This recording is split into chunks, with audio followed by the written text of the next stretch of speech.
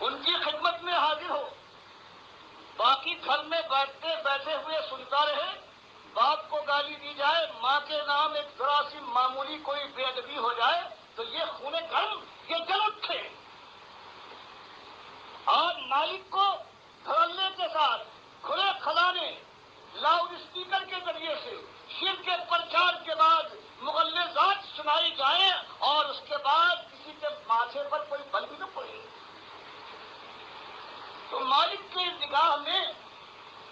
جو ایسا بے غیرت ہو، ایسا احسان فراموش ناشکرا اور غدار ہو، مالک کی رحمت ہے، اس کو لے کر کیا کریں؟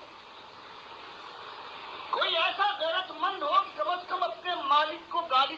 کھاتے ہوئے سنے، اس کی غیرت کے اندر کوئی جنبش تو آ جائے، اس کے خون کے اندر کوئی گرمی تو پیدا ہو۔ اور اس سے بڑا غضب تو دیکھیں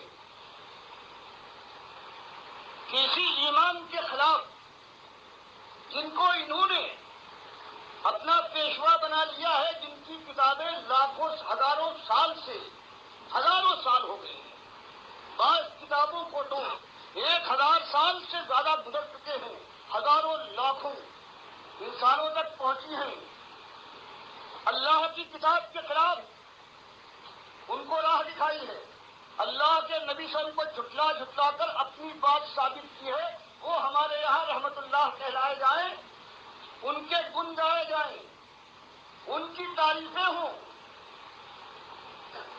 اللہ تو قرآن میں فرماتے ہیں تمہارے ماں باپ صحیح، تمہارے عزیز دار صحیح، لیکن اگر وہ اللہ کے خلاف بات کرنے والے ہیں، اگر وہ ایماندار نہیں تھے تو تم ان کے لیے اللہ کی بارگاہ میں دعا بھی نہ کرو کہ اللہ انہیں معاف کر دے۔ تو جو ایک گروہ عظیم گزرا ہے جس نے اللہ کا انکار، اللہ سے کہا ہے کہ اللہ نے غلطی کی، اللہ کے رسول کی تکذیب کی کہ یہ بات ان کی نہیں بلکہ بات یہ صحیح ہے، میری بات جو میں نے اپنے استاد اپنے پیر سے سنی یہ صحیح ہے۔ اب جب ان کی بات کھولنے کے لیے ہزاروں سال صدیوں سے سنتے رہے، سمجھنے کے بعد ہمت نہ رہی، اس لیے کہ جب تمہارا پیٹ ہوگا دین کے ساتھ ملا ہوا، تو یہ ہمت کہاں ہے کہ پیٹ پر کوئی چوٹ برداشت کر جاؤ؟ سب سنتے رہے، سب سمجھتے رہے، کبھی زبان سے نہیں کہا کہ ہاں حضرت سے غلطی ہوگی، یہ بات بھائی صحیح نہیں ہے۔ جو غلطی حضرت کی، جو اللہ کا انکار، جو قرآن کا انکار، جو اس کے نبی صلی اللہ علیہ وسلم کی تکذیب تھی، سب کو سینے سے لگائے رکھا انہوں نے، اور ان حضرات کا نام انہوں نے، یہ حضرت ہے، یہ محدث دہلوی ہے، ان کے ذریعے سے حدیث کا چمن چمنزار بنا ہوا ہے، یہ خاندان ہے جس نے دین پہنچایا ہے، دن رات ان کے لیے۔ اور اس کے بعد جب کسی نے کھول کر دکھایا کہ تم تو نادان ہو یا تم جاہل تھے، دو باتیں، یا تو تم فریب کار ہو، فریب کی وجہ سے تم نے ہر بات کو دبایا ہے، جانتے بوجھتے تم نے ان کو چھوڑ دیا ہے کہ اللہ کو جھٹلاؤ، اس کو گالیاں دو، اللہ کے نبی صلی اللہ علیہ وسلم کی تکذیب کرو، یا تو یہ بات پیٹ سے تم کو آگے دبا دیا، اور یا یہ بات ہے کہ تم خود اتنے جاہل ہو کہ تمہاری سمجھ میں یہ بات نہ آئے، دونوں باتیں ہیں، ذمہ دار تم دونوں کی ہو۔ جب یہ بات اس نے کھول کر کسی نے آ کر سامنے رکھ دیا، ان کو آئینہ دکھا دیا کہ تمہارا عالم یہ ہے، جن کو تم بزرگ کہتے ہو، دین ان سے پھیلا ہے، انہوں نے یہ کارنامہ انجام دیا ہے، اور اللہ کے خلاف زباں درازی ان کا شیوا تھا۔ اور اللہ یہ فرماتا ہے کہ کس عمل پر ناز کرتے ہو نمازیوں، روزے داروں، حج کرنے والوں اور زکات کے لیے جیبوں کو کھول دینے والوں، تم کو ناز ہے اعمال پر،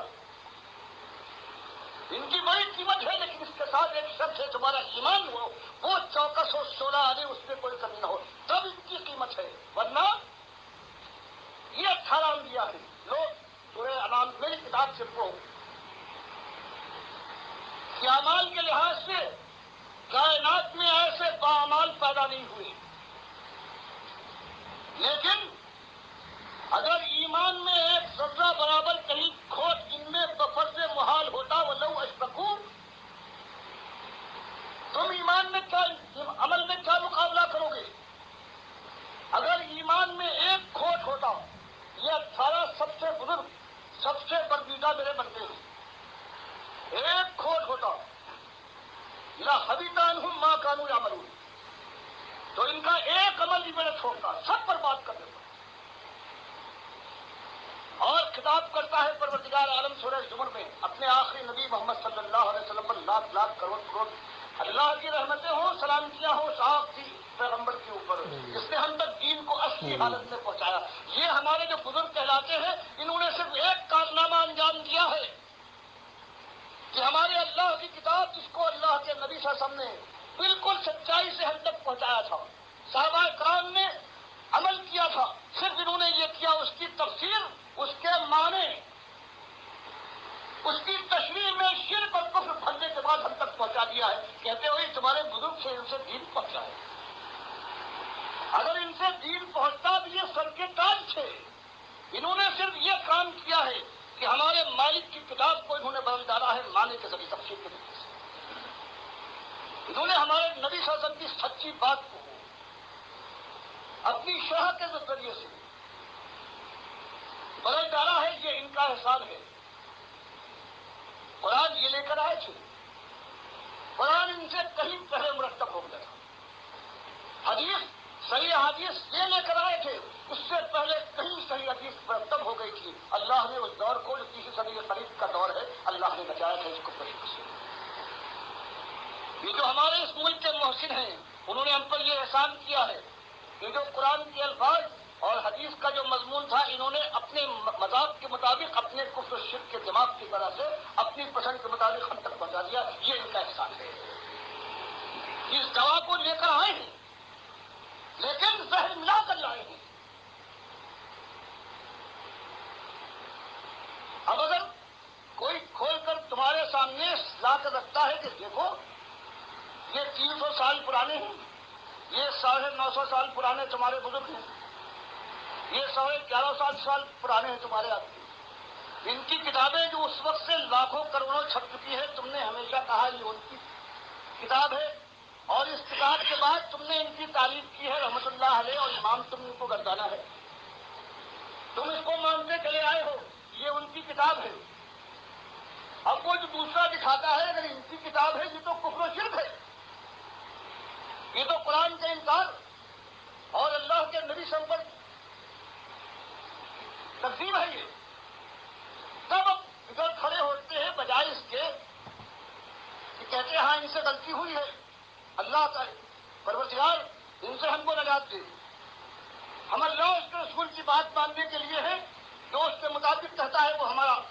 امام ہے، ہمارا رہنما ہے، اور جو اس کے خلاف کہتا ہے ہم اس کے دشمن ہیں۔ لیکن عالم یہ ہے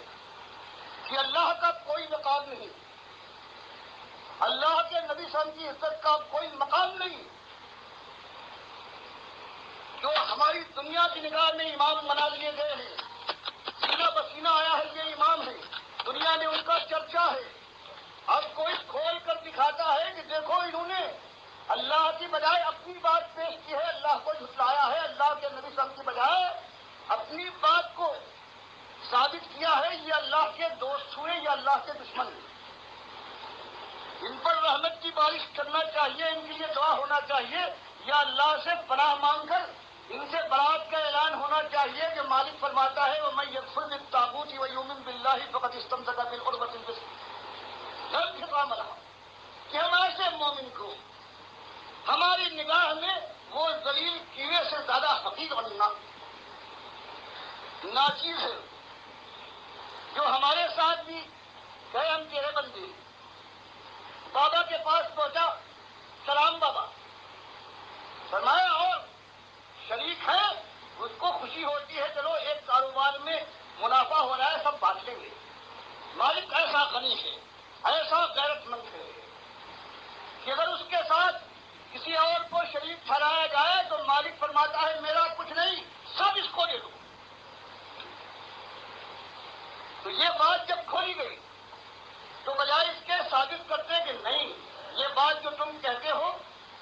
اللہ کی دشمنی ہے،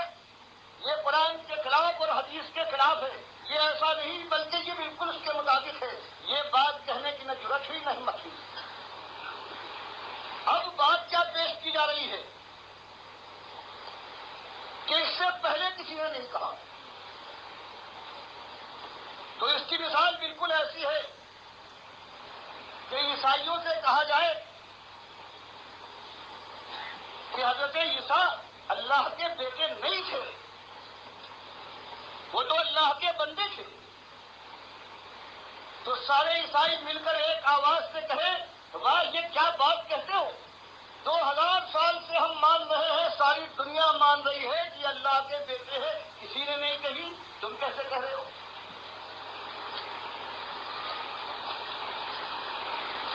تو بات کا جواب یوں ہوتا ہے، بات کا جواب تو یہ ہے کہ ہاں کتابیں ان کی ہیں، یہ کیا بزدلی ہے، 1000 سال سے کہتے ہو یہ کتابیں ان کی ہیں، اللہ ان پر رحمت کرے، کیا راہ دکھائی ہے۔ اب جب ان کو ثابت کیا جائے کہ یہ کتابیں بالکل ان کی ہیں لیکن یہ رہنمائی نہیں ہے، یہ ٹھگ تھے، انہوں نے راستہ مارا ہے،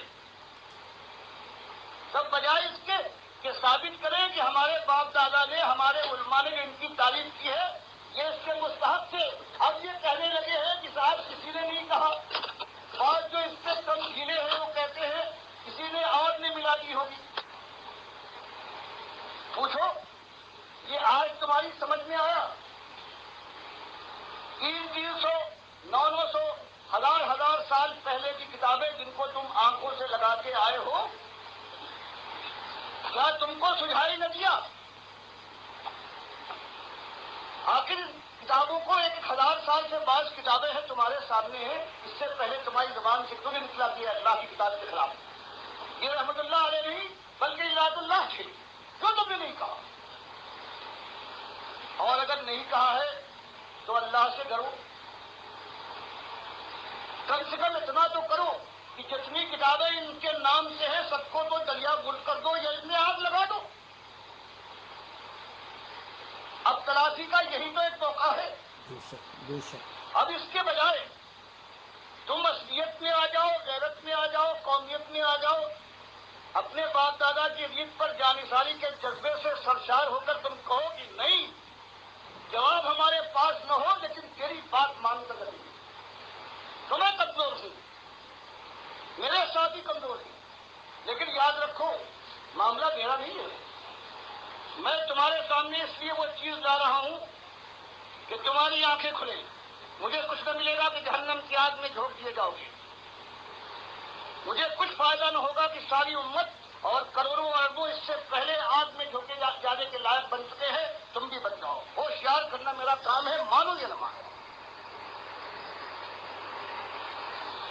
یہ تمہاری اپنی بات ہے، نہ میرے پاس یہ زور ہے اور نہ میری یہ ذمہ داری۔ ایک بات کہوں گا کہ دیکھو اپنے مالک کی غیرت کو پہچانو، اپنے مالک کے احسانات کو یاد رکھو، اور جو بھی مل جائے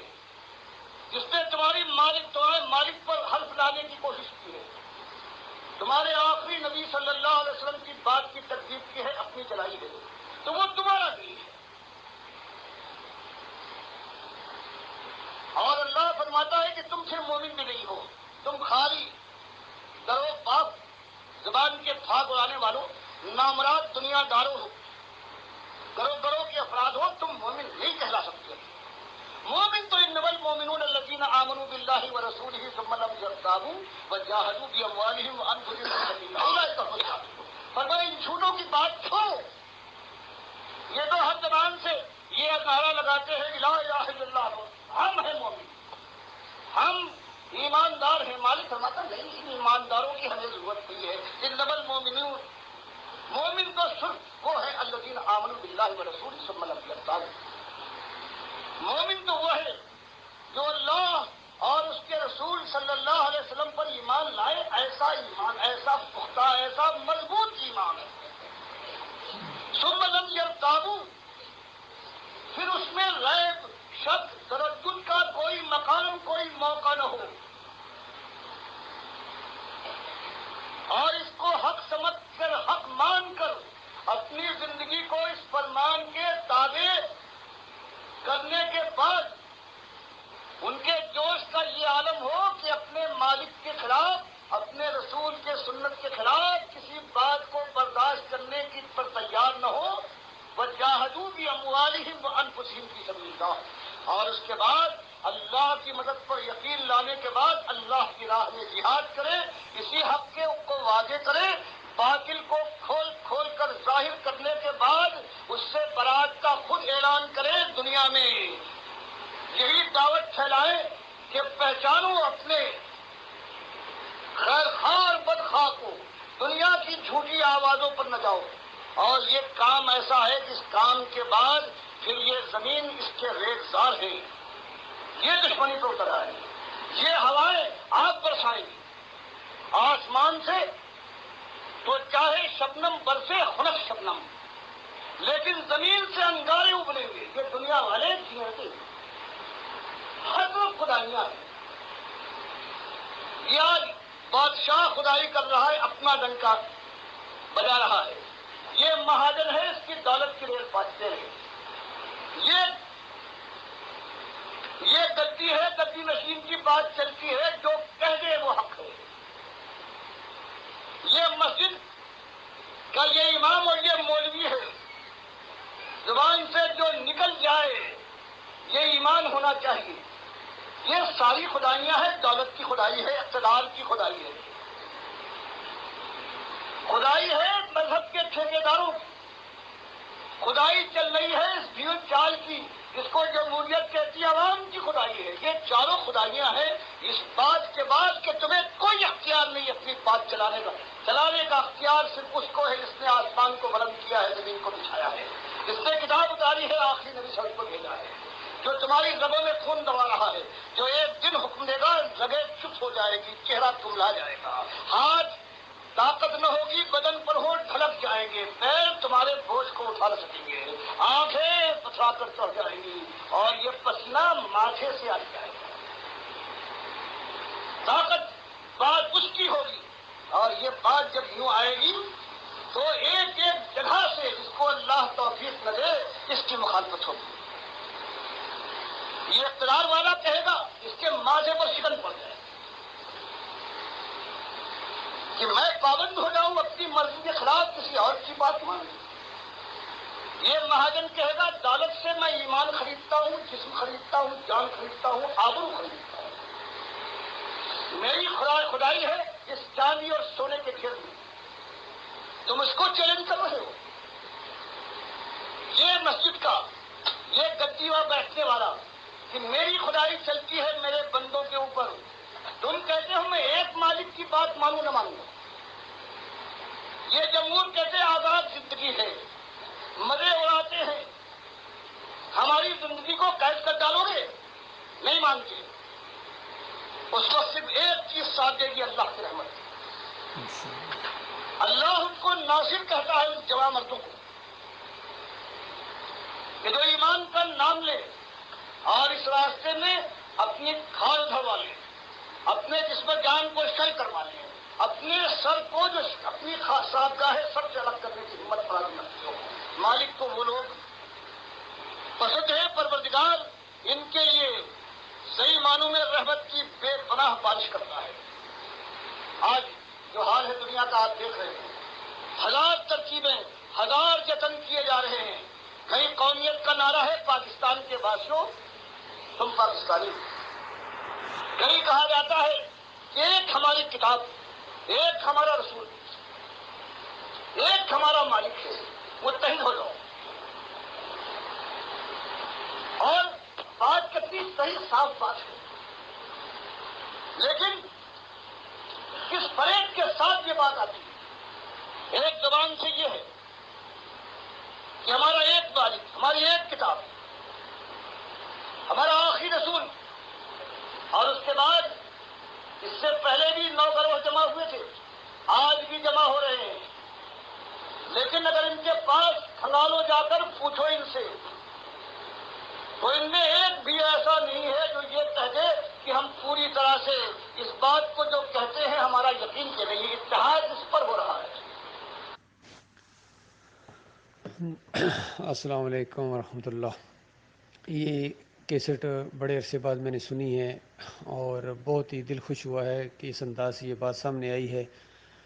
کیونکہ اس کے اندر وہی مرکزی نقطہ ہے جس کے اوپر یہ جماعت بنی تھی۔ سورہ الحجرات کی وہ آیت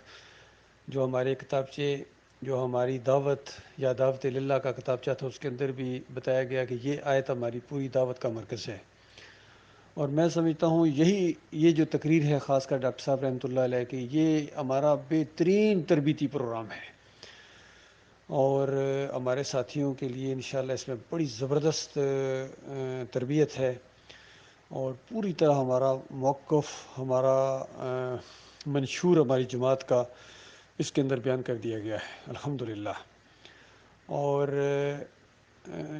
گویا اب یہی باتیں ہم ان جو گروپس بن گئے ہیں ڈاکٹر صاحب کی جماعت کے اندر، اور خاص کر محمد حنیف صاحب نے جو عدم مچایا ہے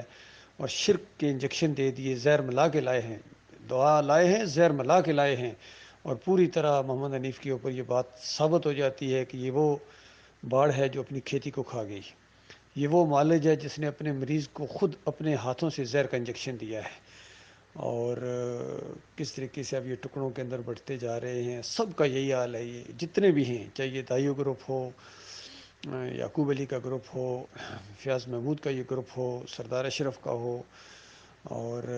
یہ جو بھی ان کے ہم نوا ہیں ساتھ ان کی بولی بول رہے ہیں، پی ایچ ڈی صاحب، اور اپنی دنیاوی شہرت کی خاطر انہوں نے اللہ کے دین کو بدلی کر دیا مفادات کی خاطر۔ تو اللہ کا لاکھ لاکھ شکر ہے کہ ہم بالکل اسی موقف کے اوپر ہیں، وہی انداز ہے، بلکہ ہمارے اندر اور جوش پیدا ہوا ہے کہ انشاءاللہ ہم اس دعوت کو ڈاکٹر مسعود الدین عثمانی رحمۃ اللہ علیہ نے جو ایمان خالص کی جو یہ شمع جلائی ہے، ہم اس کو بجھنے نہیں دیں گے چاہے کچھ ہو جائے، اور اسی نقطے کے اوپر ہم لوگوں کو اکٹھا کریں گے اور اس دعوت کو انشاءاللہ آگے لے کے جائیں گے۔ تو یہ بہت ہی زبردست ایک بیان ہے ڈاکٹر مسعود الدین عثمانی رحمۃ اللہ علیہ کا، اور ایمان خالص جو اختیار کر چکے ہیں ان کے لیے ایک بڑا خصوصی تحفہ ہے، یقین کیجئے۔ اللہ تعالیٰ غور و فکر کرنے کی توفیق عطا فرمائے، اور اس کیسٹ کو ہمارے ساتھی ہیں وہ محفوظ رکھیں اور اس کو وقتاً فوقتاً سنتے رہا کریں۔ انشاءاللہ میں اپنے گروپس کے اندر، جس گروپ کے اندر عام طور پر ہم پوسٹیں نہیں لگاتے ہیں، لیکن یہ تقریر یہ تو لازمی انشاءاللہ لگایا کریں گے تاکہ ہمارے ساتھیوں کی تربیت ہوتی رہے۔ کاش محمد حنیف اگر اس طرح کی کچھ بیانات مرکزی اجتماعات کے اندر لگاتے رہتے، ناظمین کی تربیت میں لگاتے رہتے، تو آج جماعت کا یہ حال نہ ہوتا۔ اسی لیے انہوں نے ڈاکٹر صاحب کی کیسٹوں کو پیچھے ہٹایا، ڈاکٹر صاحب کے لٹریچر کو پیچھے ہٹایا، اور ڈاکٹر صاحب کے ہم خیال جو لوگ تھے، ہم انداز جو لوگ تھے، تو ان کو آہستہ آہستہ اس نے پیچھے کرنا شروع کر دیا۔ تب یہ اس جماعت کے اندر یہ بگاڑ آیا ہے، اور شرک اس جماعت کے اندر آ جائے، جو شرک کی دشمن جماعت تھی، طاغوت کی نشاندہی کرنے والی، اس کے اندر یہ چیزیں آ جائیں تو یہ ان کی بدبختی ضرور ہے۔ انہوں نے قدر ہی نہیں کی ایمان خالص کی، یقین کیجیے، اس وجہ سے ان سے قیادت چھین لی گئی، ان سے ایمان چھین لیا گیا ہے۔ تو میرے بھائیوں، جو ابھی اسی موقف کے اوپر قائم ہو، اس شمع کو بجھنے نہ دو، انشاءاللہ مل کر اس دعوت کو آگے اٹھائیں گے، اور حالات ایسے بدلی ہو رہے ہیں انشاءاللہ، ان کے اندر سے جو بھی مخلص لوگ ہیں وہ ہمارے اندر آ رہے ہیں، اور جو ادھر سے نکل کے ادھر جائے گا اس گند کی ہمیں ضرورت ہی کوئی نہیں، یقین کیجیے، بالکل وہ کچرا ہے، یہ کھوٹے سکے ہیں، یہ نو کا میں نے نام لیا تھا شروع میں، یہ 9 کھوٹے سکے ہیں، یقین کیجیے، ان کو چھوڑو، اور ایمان خالص کی دعوت آپ کے سامنے موجود ہے۔ اللہ کے بندو اس پر اکٹھے ہو جاؤ، اللہ تعالیٰ اس کی توفیق عطا فرمائے گا۔ ہمارا مالک حامی و ناصر ہے، اور وہ حالات کا رخ پھیر دے گا انشاءاللہ۔ مایوسی ہمارے قریب نہیں آنی چاہیے، اور ہم اللہ کے بھروسے کے اوپر اسی راستے کے اوپر چل رہے ہیں، اور اللہ تعالیٰ مخلص لوگ اور باصلاحیت لوگ ہمارے ساتھی بنائے، ان کے دلوں میں ہماری محبت پیدا کرے، اور ہمارے دلوں کے اندر ان کی محبت پیدا کرے، جو خالص الحب للہ والبغض للہ۔ اور اللہ تعالیٰ سے دعا ہے مالک ہمیں استقامت عطا فرمائے، ہمیں علم عطا فرمائے، اور ان سارے پوری دنیا میں جتنے کافر پھیلے ہوئے ہیں، ان سارے کافروں کے اوپر ہمیں غلبہ عطا فرمائے، ان منافقوں کے اوپر، ان مشرکوں کے اوپر، ان مسلکوں کے اوپر، فرقوں کے اوپر، اور باغی گروپوں کے اوپر بھی اللہ تعالیٰ ہمیں غلبہ عطا فرمائے، آمین۔